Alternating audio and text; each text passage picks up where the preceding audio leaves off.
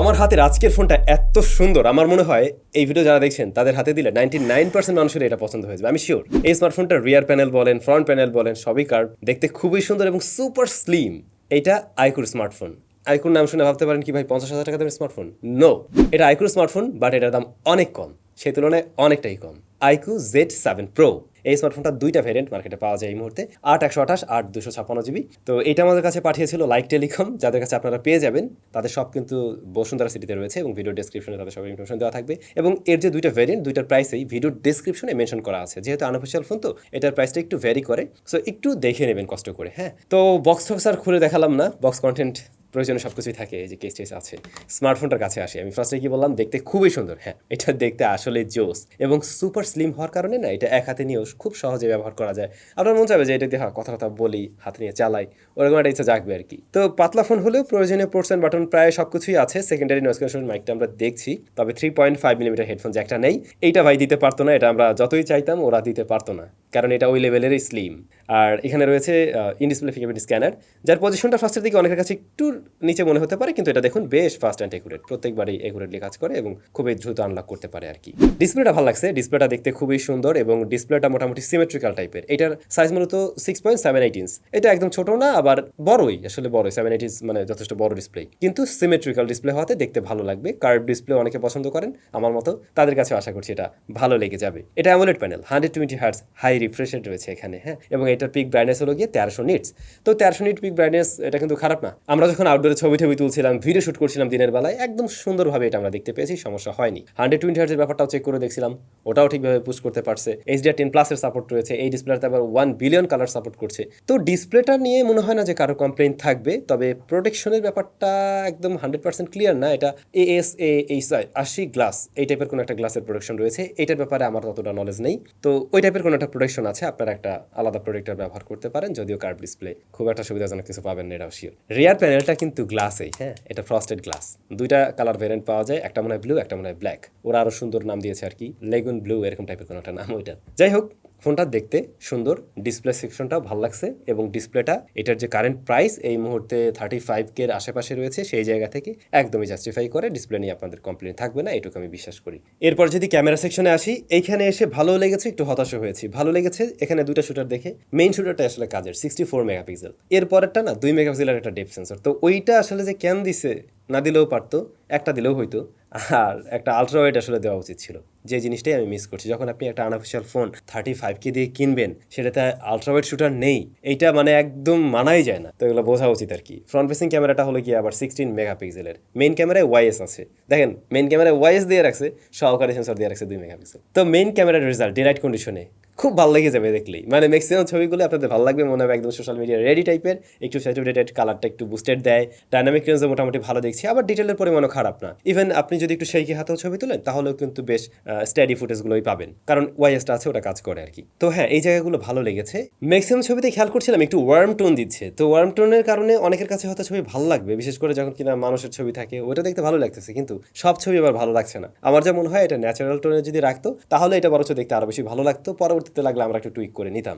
Even এই বিষয়টা আমি খেয়াল করছিলাম পোর্ট্রেট মোডে। এর বাইরে দেখছিলাম পোর্ট্রেট মোডে রেজোলিউশন মোটামুটি ভালো, তারপর ব্যাকগ্রাউন্ড ব্লারনেসটাও আর্টিফিশিয়াল লাগছে না, ন্যাচারালের কথাই থাকবে মোটামুটি। কিন্তু এখানে মানে হিউম্যান ফেস টেস পেলে একদম ডলে দেয় ভালো মতোই। তো ডলে দিয়ে সুন্দর করার একটা প্রবণতা থাকে, দেখতেও সুন্দর লাগে ঠিকই, কিন্তু ডিটেল অনেকটাই কমে যায় এবং একটু অদ্ভুত টাইপের মনে হয়, একটু মানে একটু বেশি ন্যাকামি করে এমনটা লাগছে আর কি আমার কাছে। এর বাইরে দেখছিলাম এক্সপোজার ব্যালেন্স ভালোই আছে, এটার ডে লাইট কন্ডিশনে মোটামুটি ভালো ছবি দিচ্ছে। আর লো লাইটের দিকে অনেকটাই সফটওয়্যার টাইপের ছবি দেয়, মানে একটু সফট হয়, নয়েজ গ্রেনও আসে। নাইট মোড অন করে নিয়ে যদি একটু স্টাডি করে ধরে রাখতে পারেন, তাহলে কিন্তু এই যে এরকম কোয়ালিটির ছবি পাবেন, যেগুলো কিন্তু চলনসই এবং এই ছবিগুলো ভালো লাগছে। ইভেন তখন মেনে নেওয়ার মতো ছবি মনে হয় দিচ্ছে, আমার যার কি লাগে, একটু কন্ট্রাস্টি হওয়ার প্রবণতা থাকছে আর কি। এই ভালো লাগবে ফ্রন্ট ফেসিং ক্যামেরাটা, 16 মেগাপিক্সেল এই ফ্রন্ট ফেসিং ক্যামেরাটা প্রপার লাইটিং কন্ডিশনে কিন্তু ভালোই শার্পনেস ডিটেল ধরে রাখে এবং এখানে কিন্তু আমরা মোটামুটি একটা ন্যাচারাল টোন, ঠিক না মানে একটু তো ভিভোর ফোনে সুন্দর করে দেওয়ার প্রবণতা থাকে, সেটা দেখছি, তো ওটার কারণে হয়তো ভালো লাগছে আর কি। তবে যারা একদম ন্যাচারাল টোনটা পছন্দ করেন, তাদের কাছে আবার এই বিষয়টা ভালো নাও লাগতে পারে। লো লাইট কন্ডিশনে এই যে এই ধরনের ছবি পাবেন, এইখানেও আমার মনে হচ্ছে একটু বেশি ঘষি মেজে দিয়েছে, লো লাইটে এত না ঘষলেও পারতো। সো হ্যাঁ, লো লাইটে একটু সফট হয়ে যায় এবং ঘষা মাজা একটু বেশি থাকে। এখন ক্যামেরা নিয়ে ওটাই আমার মন্তব্য ফাইনালি, যে এই ফোনটাতে আমরা আসলে আলট্রা ওয়াইড পাই নাই, যেটা থাকা উচিত ছিল মাস্ট। ভিডিওর ক্ষেত্রে এর মেইন ক্যামেরাটা হচ্ছে সর্বোচ্চ রেকর্ড নেয় 4K 30fps এবং 1080pর ক্ষেত্রেও 4K 30fps ইআইএস কাজ করে, দুই জায়গায় কাজ করছে এবং মোটামুটি স্টেবল। তবে আমি আসলে 60fpsটা মিস করছি। আর ভিডিওতে যেমনটা দেখলাম একটু কন্ট্রাস্টে লেগেছে, এর বাইরে মোটামুটি ঠিকঠাক আছে এর ভিডিও। আশা করছি ভিডিও কাজে লাগাতে পারবেন। এবারে তাহলে একটু পারফরমেন্স নিয়ে কথা বলা যাক। স্মার্টফোনটিতে প্রসেসর হিসেবে রয়েছে মিডিয়াটেকের প্রসেসর Dimensity 7200। এইটা কিন্তু ভাই 4nm এর প্রসেসর। এবছরে আমরা ফ্ল্যাগশিপ যে প্রসেসরগুলো পেয়েছি সেগুলো কিন্তু 4nm এর ছিল, তো এটাও একটি 4nm এর প্রসেসর। যদিও আমরা যে রিসেন্টলি অ্যাপলে দেখলাম 3nm এর প্রসেসর, ওটার সাথে কম্পেয়ার করে লাভ নেই। যাই হোক, এটা র্যাম ভেরিয়েন্ট পাওয়া যায় একটাই 8GB, তবে স্টোরেজ রয়েছে দুইটা 256 এবং 128GB। এটা রান করতেছে কিন্তু FantasOS 13 based on Android 13 latest operating system আছে। তবে আমি এটা ক্লিয়ার না এটাতে আসলে কয় বছরের মেজর আপডেট তারা দিচ্ছে বা কি দেবে, আমি একটু লিখে দেবো। এই মুহূর্তে আমার ঠিক খেয়াল নাই, আমি এর আশেপাশে কোথাও লিখে রেখে দেওয়ার চেষ্টা করবো জানতে পারলে আর কি। তো এই প্রসেসরটা কিন্তু মোটামুটি বেশ পাওয়ারফুল একটা প্রসেসর। যারা এরকম প্রাইস পয়েন্টে ফোন কেনার চিন্তা ভাবনা করছেন, কোন ধরনের প্রসেসর পাবেন? মিডিয়াটেক 1080 পাবেন, তারপরে হচ্ছে 778G এরকম কিছু পাবেন। এর বাইরে মনে হয় না খুব একটা পাওয়ারফুল কোনো চিপ পাওয়া যাবে রাইট নাও। তো সেই জায়গায় এই প্রসেসরটা কিন্তু যথেষ্ট ভালো রিসেন্ট টাইমের একটা প্রসেসর এবং যেটা যথেষ্ট পাওয়ার ডেলিভারিও করতে পারে। যারা কিনা এরকম প্রাইস পয়েন্ট থেকে একটু হেভি পারফরমেন্স আশা করেন, গেমিং টেমিং করতে চান, তারা কিন্তু একটু নজর দিতে পারেন এর দিকে। আমরা রেগুলার যখন কাজবাজ করছিলাম সেগুলো দেখছি এটা বেশ ভালোভাবে হ্যান্ডেল করতে পারছে, ইভেন মাল্টিটাস্কিংয়েও। এখানে যে 8GB র্যাম রয়েছে সেটা খুব সুন্দরভাবে স্মার্টফোনকে হ্যান্ডেল করতে পারছে। ইভেন বেশ কিছু প্রিভিয়াস অ্যাপসও আমরা দেখছিলাম এটা রান করতে পারছে, সেখানে কোনো প্যারা খেতে হয়নি। তাছাড়া এর ইউআইটাতেও কিন্তু কোনো ধরনের আমরা প্রবলেম ফেস করিনি এখন পর্যন্ত, আর এটা বেশ স্মুথ একটা রেজাল্ট দিয়েছে ওভারঅল। অ্যাপ ওপেন ক্লোজ টাইমও কিন্তু বেশ ফাস্ট ছিল এবং প্রত্যেকটা অ্যাপ ঠিকভাবে লোড নিতে পারছিল, কোনো ধরনের প্রবলেম ফেস করতে হয়নি। হেভি প্রেশার দিয়ে ব্যবহার করতে গিয়ে দেখছিলাম না যেটা খুব বেশি গরম হয়ে যায়, থার্মাল থ্রোটেলিং আসে, এই ধরনের প্রবলেম কিন্তু আমরা ফেস করিনি এই স্মার্টফোনটিতে। আমার মনে হয় হাই মিড রেঞ্জ বাজেটের যারা স্মার্টফোন কিনেন, যে ধরনের পারফরমেন্স আশা করেন ওইটা একদম ঠিকঠাকভাবে এই স্মার্টফোনটা ডেলিভার করতে পারছে। এটা নিয়ে আপনাদের কমপ্লেন থাকবে না বলে আশা করছি। এরপর যদি আসি আমরা এর গেমিংয়েও এটা মোটামুটি ভালো একটা রেজাল্ট দিয়েছে। ফার্স্টে আমরা ট্রাই করছিলাম হচ্ছে পাবজি দিয়ে, তো পাবজির ক্ষেত্রে দেখলাম HDR আলট্রাতে প্লে হয়। HDR আলট্রাতে মাঝে মধ্যে আমি হালকা ল্যাগটা পেয়েছি, একদম সর্বোচ্চ সেটিংস ওটা ছিল, তো এখানে টুকটাক লেগে একটা ভাব ছিল, বাট খেলা যায়। কিন্তু যখন কিনা স্মুথ এক্সট্রিমে প্লে করছিলাম একদম বাটার স্মুথভাবে এটা রেজাল্ট দিয়েছে, তখন কিন্তু কোনো প্রবলেম ফেস করিনি এবং লং রানেও আমরা দেখছিলাম একদম স্টেবল একটা পারফরমেন্স ধরে রাখতে পারছে। হালকা ওয়ার্ম হয়, গ্লাস ব্যাক ফোন, হালকা একটা ফিল পাবেন আপনি হাতে, কিন্তু থার্মাল থ্রোটেলিং হচ্ছে বা পারফরমেন্স ড্রপ করে দিচ্ছে, খুব বেশি ল্যাগ, খুব বেশি ফ্রেম ড্রপ, এই ধরনের কোনো প্রবলেম আমরা ফেস করিনি। আপনার যদি এটা দিয়ে পাবজি মানে খেলার ইচ্ছা থাকে এরকম প্রাইস পয়েন্ট থেকে, আমার মনে হয় আপনি খুব সহজেই সেই কাজটা করতে পারবেন। দেন আমরা ট্রাই করছিলাম জেনারেশন ইম্প্যাক্ট, এটাতে আমরা দেখলাম যে লোয়েস্ট গ্রাফিক্স 30fps মোটামুটি একটা প্লেয়াবল রেজাল্ট দেয়, তবে মাঝে মধ্যে এখানে টুকটাক আমরা ল্যাগ পেয়েছি, বাট স্টিল একদম প্লেয়াবল একটা রেজাল্ট দিয়েছে। আমরা খেলছিলাম অ্যাসফল্ট 9, তারপর COD, call of duty mobile, ওগুলোতে ভালো রেজাল্ট ছিল, ইভেন গ্রাফিক্সও বেশ ভালো পেয়েছি দুটা গেমিং। সো আমার মনে হয় কি এটা গেমিংয়ের জন্য মোটামুটি এরকম প্রাইস পয়েন্ট থেকে কেউ গেমিং করতে চাইলে এটা দিয়ে আপনারা বেশ ভালোভাবেই করতে পারবেন। এর যে কম্পিটিটর যারা রয়েছে 35K এর আশেপাশে রাইট নাও, তাদের সাথে যদি আপনি একে কম্পেয়ার করেন ডেফিনেটলি টপ লিস্টের মধ্যেই থাকবে।